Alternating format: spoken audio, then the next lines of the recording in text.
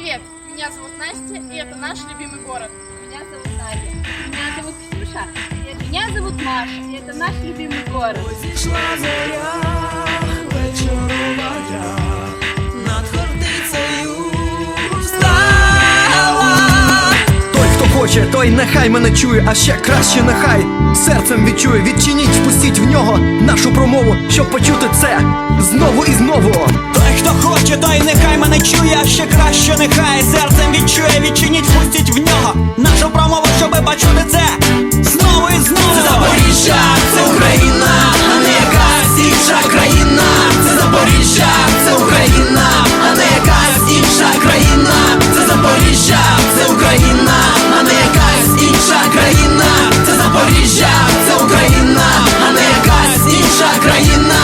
Ніколи не ділив світ на наших, на холодно-синіх, на жовто-гарячих, на тих, хто живе там, і тих, хто живе тут. Тому що знав, що це бруд, глухий кут. Сором'язливі погляди, як далі з цим жити. Я дивлюсь в очі тих, хто хоче навчитись любити. Тим, хто зі мною, хто просте не питає. Тим, хто, як і я, з дитинства знає. Це Запоріжжя, це Україна, а не якась інша країна. Це Запоріжжя, це Україна, а не якась інша країна. Це Запоріжжя, це Україна, а не якась інша країна. Це Запоріжжя, це Україна, а не якась інша країна.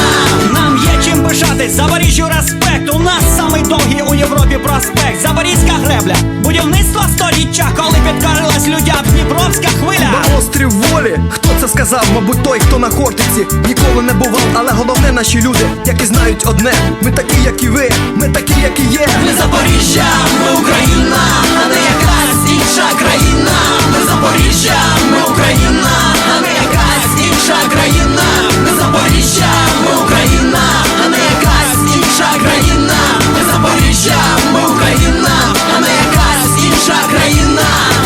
Ой, зійшла зоря вечорова, над Хортицею встала.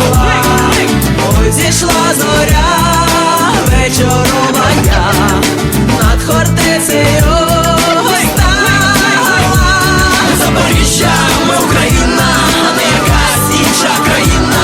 Ми Запоріжжя, ми Україна, а не якась інша країна. Ми Запоріжжя, ми Україна, а не якась інша країна. Ми Запоріжжя, ми Україна, а не якась інша країна. Для меня Запорожье – это родина, дом, семья, друзья, история и то, что я никогда не забуду.